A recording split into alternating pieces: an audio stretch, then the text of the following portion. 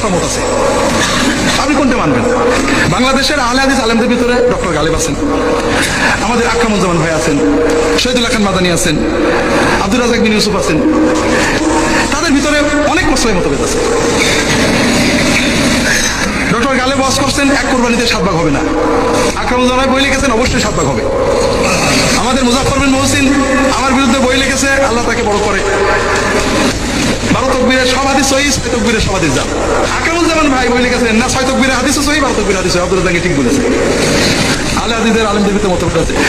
আলবানী, ইবনে বাজ এবং উসাইমিন, এই 3 মহান পণ্ডিত আকীদা এবং ফিকহের বিষয়ে যেসব বিষয়ে ইখতিলাফ করেছেন, মতভেদ করেছেন, তার কিছু সংক্ষেপ বর্ণনা, যত প্রায় 400-র মতো।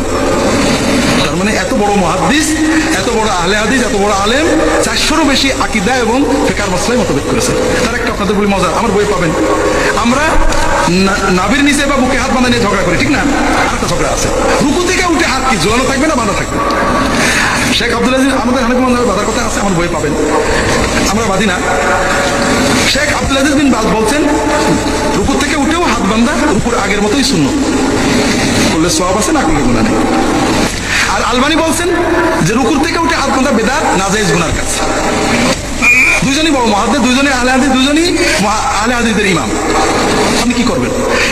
আহলে হাদিসদের আরেকটা কাজ ভয়ঙ্কর খারাপ, সেটা হলো তারা এই ছোট ছোট ফিকহি মাসলাকে দিন মনে করেন।